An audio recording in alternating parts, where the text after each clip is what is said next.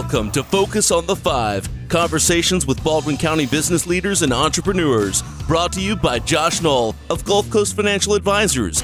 And now, Josh Knoll. Hi everyone, welcome to Focus on the Five, conversations with Baldwin County, Alabama area entrepreneurs and business leaders. I'm your host, Josh Knoll of Gulf Coast Financial Advisors. We're coming to you today from the studios of WBABF 1480, located in beautiful downtown Fairhope, Alabama. We looking good? All right. My guest today combines years of sales experience with an in-depth knowledge of the local real estate market, along with what I think is kind of a unique and interesting background. It's part of the reason we're doing the show. With that said, let's welcome Stephen Ryder of Exit Realty Lion. Stephen, how you doing? Great. Thank you, Josh, for having me. Appreciate the time. Yeah, you didn't know you had a big clapping section. I know. Fantastic. Okay. All right. Well, before we get into your background and some of the niches that you serve, I wanted to talk about, you and I probably take for granted, my background's in real estate. You're obviously a real estate agent. Correct. We kind of take for granted that people know the daily life of a real estate agent or what a real estate agent even does. So Sure. For those listeners out there that may have not been in real estate before, what's your job like?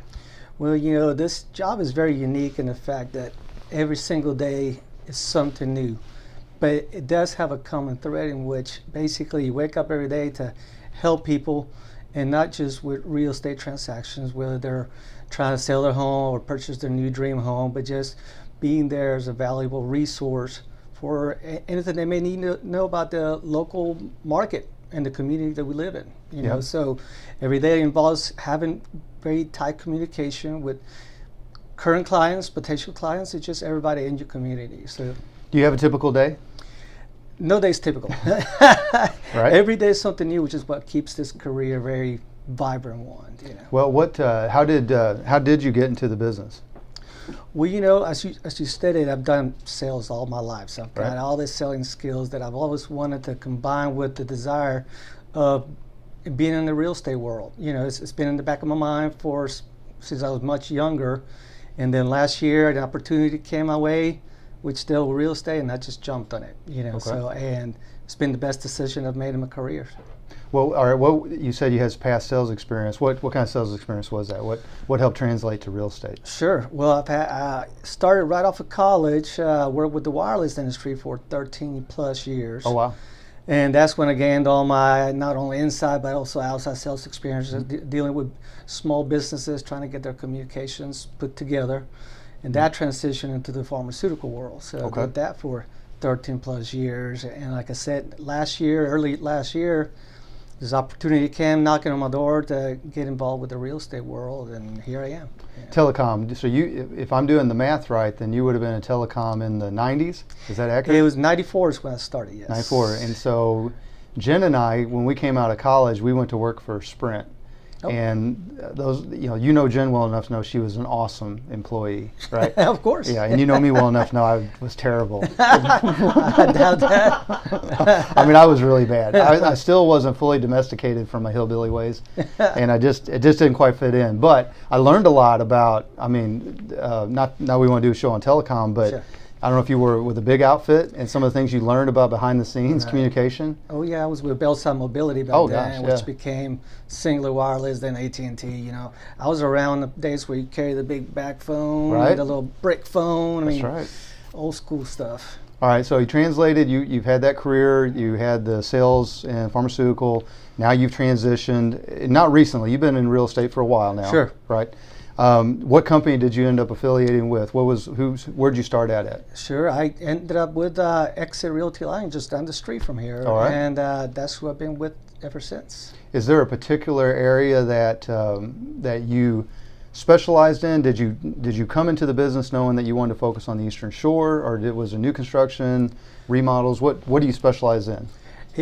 I specialize in residential, and when I moved to the Eastern Shore 13 years ago, and I saw what this vibrant market had to offer in the real estate world, I wanted to be part of it. So my area of concentration is the Eastern Shore, you know, Spanish Fort down through Daphne, Montrose, Fairhope, and even into Foley Gulf Shores. Very good. Okay. Yeah. What along the Eastern Shore, we have listeners and watchers obviously in the area, trying to grow that. We have people in Baldwin County, we have people in Mobile, but we also have some folks that watch and listen to us that are not from here, maybe not even ever been here. Right. How would, if you had to sum up what makes Eastern Shore special from a real estate perspective, what would you say? Sure. I think you bring up a good point. I mean, I've noticed the trend has been growing over the years with people from out of our area, especially from up north. I mean, they come down here on vacation and they figure out it's a little paradise down Right. here, and compared to the cost of living that they're, Right. one of my most recent clients came from New Jersey, and they were just amazed by not only, of course, the cost of living and the beauty of our area, but also the hospitality of our people. Just in general, it's just a great place to live. Yeah. Well, and I think that where I'm from, a lot of people would come down over the years vacation at Gulf Shores and Orange Beach, which is wonderful and it's awesome and it's not that far down the road. Right. But what I didn't realize until we started looking down here, and then of course we moved down here, Eastern Shore has got its own vibe going. Does. Yes. Yeah, the beaches are wonderful. I have a guy coming on next week that is a realtor down at the beaches. Sure. It's got its own thing going. But here on the Eastern Shore, you just have a little bit more, I don't want to say, Mayberry-ish, but Right. it definitely has that vibe where you can raise a family and have a real job. Exactly. It doesn't feel so transient, Right. as in the beaches, you've constantly got either snowbirds or you got tourists, So, Right. But here you got more sense of community. Like I say, you could raise your kids and your family. So yeah, it's all around. Very good. A different vibe. Yeah. Well, speaking of family, the real estate market, anywhere where an area is growing and is popular, the real estate market's going to be hyper competitive with real estate agents. So you can, as you and I both know, Baldwin County, Eastern Shore, you're talking about one of the faster growing areas, not just along the Gulf Coast, but really in the United States. Sure. Kind of, percentage-wise. What's some ways that, do you feel like your community involvement helps maybe differentiate yourself from in the real estate market? I mean, what are some things that you're involved with family-wise, community-wise? Sure. I mean, I think that's a great point, especially going back to what you said about, more and more people from outside are coming into our area and they want to learn every aspect of it, whether it's real estate or whether it's school systems, who's the best doctor around, who's Right. the best orthodontist, so on and so forth. So I think what separates a good agent from an average agent is being more than just a person that facilitates real estate transactions. It's more of a resource for people coming in from out of our area to get to know, hey, where do I go? What do I need to do? Right. So you create more value that way. Well, and if you're not plugged into the community, you're not going to be able to give those Exactly. answers, right? Yes, exactly right. I'm a member of the Eastern Shore Chamber of Commerce, constantly going to some of these networking opportunities where you get to meet other professionals and share each other's knowledge, so you can take that with you and share it with future clients. How about family? You want to give a shout out to your wife, who's course. very supportive of your career? I know this. Well, Right? yeah, I mean, that's my number one motivator. Every time I wake up, that's who I work for. I have a beautiful wife. It'll be 17 years we've been married, and this September. I've got two daughters. They're 12 and 7. They're 6th grade, 2nd grade, Christ the King. Christ the King, yeah. I know that's how we met. That's right. And talk about a great community. Christ the King Catholic School has just been a phenomenal experience for us, and being deeply involved with that community has been also very beneficial, even to my career. Right. Yeah. And I'll throw this out there to Christ the King. It served really as our anchor when we first moved down here several years ago. We kind of became our base from where we developed relationships and learned all these things. So, a lot of times people are not familiar with private school or maybe private Catholic school. It really was a neat learning experience on how open it was, how helpful it was on getting us established. Because we didn't know anybody. Sure. Right? Sure. Yeah. And so on that note, we're going to take a quick break because when you moved here, did you know anybody? No. I thought I moved from a faraway land. yeah, Your yeah. story's a little different. Yeah. I got a little unique story behind that. All right, very good. All right, if y'all are just joining us, this is Focus on the 5. We're coming to you from WABF 1480 AM here in downtown Fairhope, Alabama. Focus on the 5 is conversations with Baldwin County, Alabama area entrepreneurs and business leaders. And I'm your host, Josh Knoll. I'm with Gulf Coast Financial Advisors. I'm joined today by Stephen Ryder. He is a realtor with Exit Realty Lyon. And I think the Lyon part is someone's last name. Is that right? That's correct. That's James and Sue Lyon. So that's our brokers. you Okay. know. James is on the Mobile side, and Sue is on the Eastern Shore side. Do you know how many realtors now are at Exit Realty Line? I You guys don't know got the a exact lot. number. It's been growing exponentially since I joined. Right. So I know here in our Fairhope office, we're probably around 20 agents over here. Very good. All right. So before we had our little break there, I like to think I come from a distant and strange land called the Ozarks, but you're not originally from this area. You've actually traveled and lived in many different places. Why don't you take the listener on a journey? Because it's obvious, someone hearing you on the radio, that you don't sound like you're from Fairhope originally. That's correct. I am from the South, but quite a bit southern than where we are, Right. down in South America. So, Okay. Yes, I was born in Ecuador, and my dad, being a geographer, he was working on his master's thesis in Quito, which is where I was born, and met my How mother. do you spell Quito? Quito, Okay. which is the capital city of Ecuador. All right. And that's how he actually, it's kind of a novel-like kind of story. He, after work every day, he would go to an ice cream shop that was owned by my grandparents' house. My mother would serve him ice cream, and that became history. They got married. I was born. We moved to Canada for a little while. Then we moved to San Jose, Costa Rica, which is where my sister was born. Okay. And in the meantime, we went back to Ecuador. We traveled to Scotland, which is where my father's originally from. Okay. So we got Your a little mother's from melting pot. Ecuador, your father's from My Scotland? father, my younger brother, and myself are from Ecuador. All right. My dad's from Scotland, and my sister's from Costa Rica. Wow. So we got a little melting pot. So to say we've been around is to say it lightly. Right. So back in '84, my dad got offered by University of Florida to come and get his doctorate degree in geography. Okay. So we lived in Gainesville, Florida for the first 6.5 years. He graduated at the same time that I graduated from high school, and he obtained a job working as a professor at the University of South Alabama, and that's how we ended up in the Mobile area. Okay. And then 17 So how old years. would you have been when you moved here? Oh, so I was 18. You were 18. So I've been here Were you most still a of my senior life. in high school, or had No, you? I graduated that May, so we moved that summer. So I was fully graduated from high school. All Went right. to University of South Alabama. And All right. graduated from there in '94, and right off the bat, like I said, I went to the wireless world, and then I met my wife almost 20 years ago, my Right. soon-to-be wife, and we moved to Fairhope, knowing that we were going to raise a family. Take people that aren't familiar with South America, culturally, Ecuador. How does that? Because I've had another guest on the show from Ecuador before. Yeah, someone you know. Cool. Right. How does that? What was different when you moved? Not Canada. Nobody listened to me from Canada, I don't think. But when you moved here, 18 years old, what was different for you? Is there anything you had to adjust to? Well, when I moved to the U.S., I was actually 14. I think that's what you're All right. referring to. So it was a whole different world. I mean, just different times, different culture. Literally I remember stepping off the plane. It was in the middle of the summertime.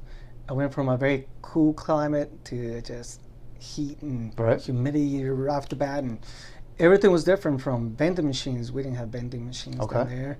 We didn't have all this technology. We were still kind of far behind over there. I mean, to see the latest theatrical release, we got it maybe 6 to 9 months later. So everything was so very different in Right. any kind of way. You seem like a pretty adaptable guy. Did you? I think being exposed to different cultures, different countries, move around, you sort of learn to adapt. That helps. So yeah. All right. So, in your practice, in your real estate agency, with your background, do you find that helps you serve any niches, maybe unique niches? I mean, have you developed any things along that line? Most certainly. I mean, it was my original intention, and it has become to where one of my niches is dealing with the local Hispanic Latino population. All right. I'm still very fluent in both languages, English and Spanish.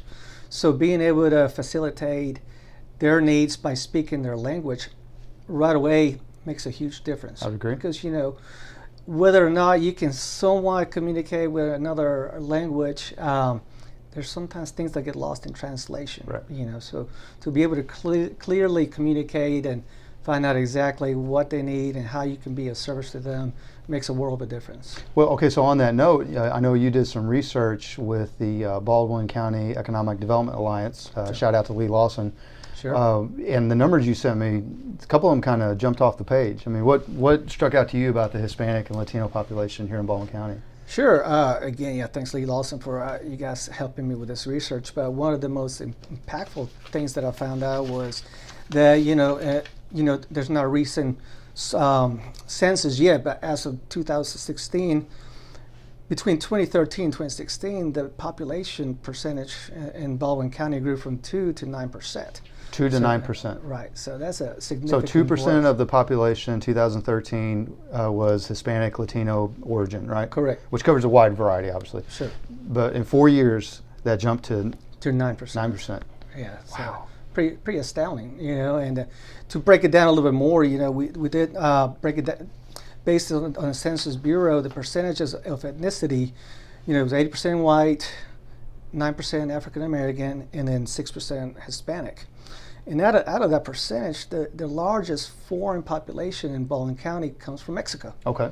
So I thought that was quite interesting too. And then obviously it makes sense also that Spanish has quickly developed to be the second most spoken language in Baldwin County. Right. So definitely a need for someone like myself to help other Latino, Hispanic folks with whatever they need, especially doing the real estate transaction. Well, and correct me if I'm wrong, I don't think we actually have statistics on it, but I would think some of the larger employers in the area, do you get wind that folks from South America would be coming here on, for a job, like Austal, maybe Airbus kind of thing? Do you ever run across those kind of things? I think it's a combination of everything. We've had some, like you said, that got jobs with industries in Mobile, but when they move into the area, they quickly find out about the great lifestyle we have here on the Eastern Shore.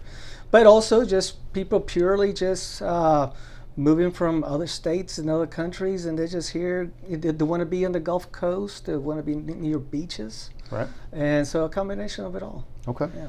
Well, so you're able to develop that niche, because to be honest with you, I know a lot of realtors just through the business I have. I don't know if I can name anyone off the top of my head that specializes in that niche. And I would think that the ability to jump back and forth between Spanish and English, and maybe even more importantly, this is where I'm going with this, the dialects between Mexico and Ecuador and Spain, and I mean, They're all there's going to slightly be different, yeah. But you've traveled around enough to know to kind of jump in between those. Is that accurate? Yeah, that's correct. Yeah, I mean, there's certain words, certain slang terms that maybe like, okay, what was that?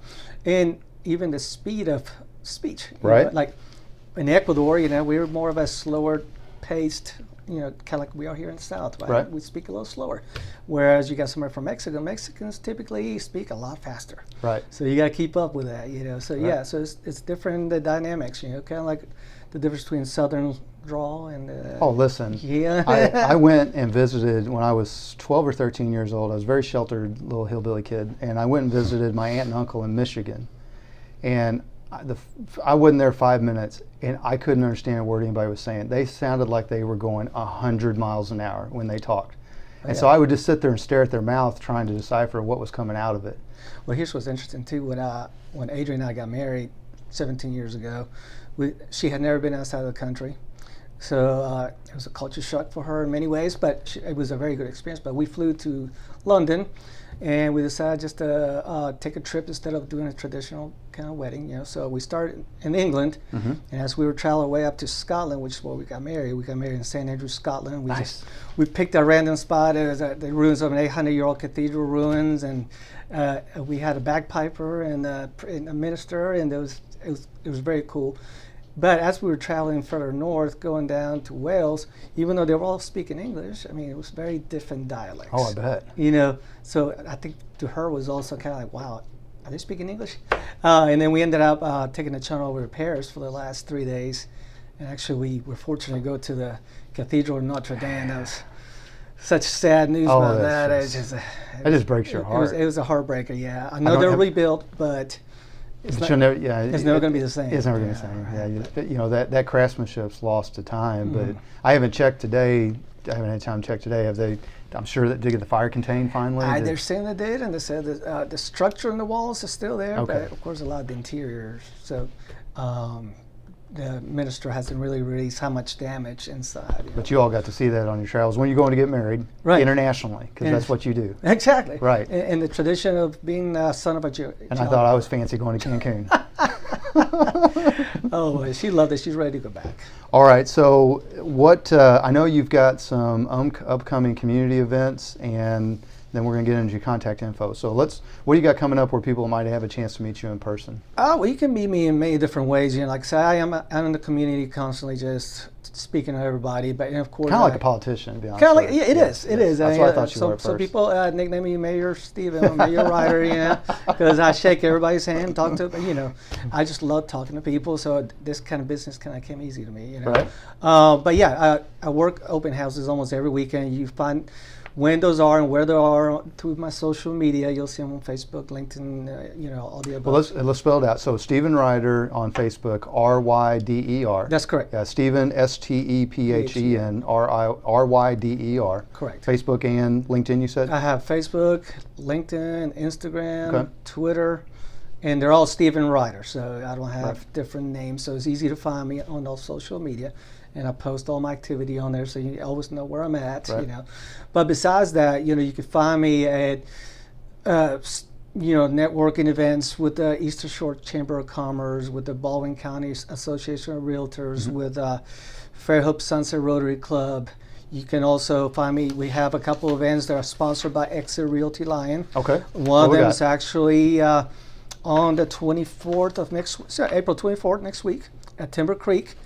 And they're going to follow that up with a charity gala in Mobile on the 26th. And these benefit 3 local charities, the Abbott Shriners, the Mobile West Rotary Club, and the Habitat for Humanity Southwest Alabama. So Very good. you can find What's us that over one on the there. 24th? You said, say that one again. The April 24th is the Mobile Bay Charity Golf Classic at Timber Creek Golf Course. Very good. And you can either become a sponsor, donate, fundraising prizes, or you can also come and participate, be a golfer, and win prizes. What is your website address?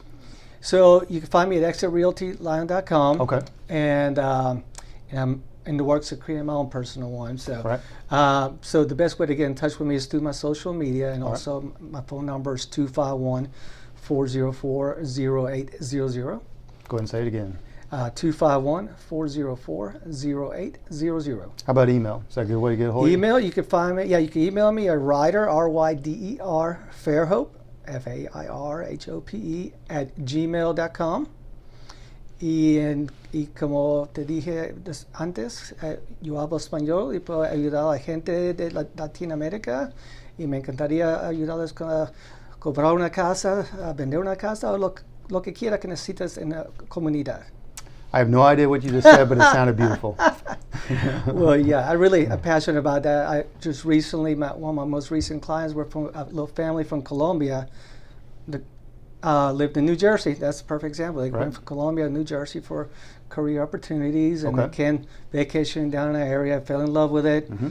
Man, I tell you what, they're first-time home buyers, and that's a special feeling over there too. Just the excitement, it's just the gratitude that they have when you help them find their first dream home. You're new to the country, you're new to the language, Right. And you feel like you're all alone. I would think it would be really powerful to have somebody that can come in and kind of act as a shield and translate and get those things done for them. So, all right, anything else you want to add services-wise? And you can speak the rest of the way in Spanish if you want to.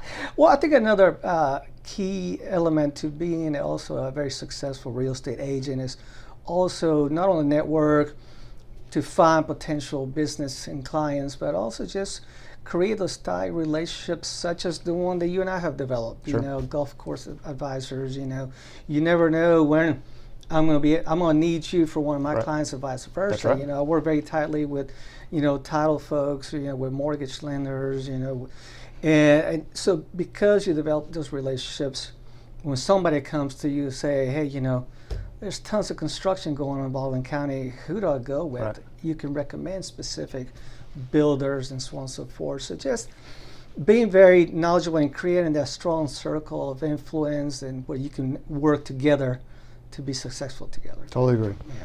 All right. Well, on that note, if you're a regular listener to the show and then you also know that we film it, so we'll say hey there.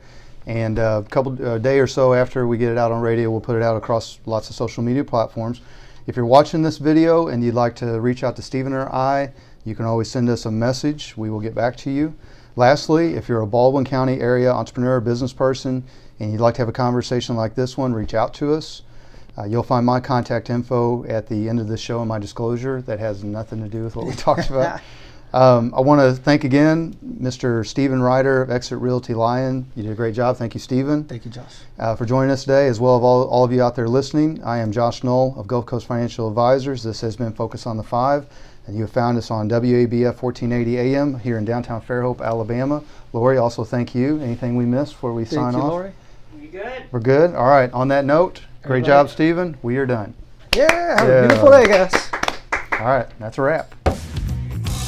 Thank you for listening to Focus on the Five. If you are interested in learning more about Josh Knoll and Gulf Coast Financial Advisors, you can find us at gulfcoastfa.com, call 251-327-2124, email josh.knoll@gulfcoastfa.com, or message us on Facebook.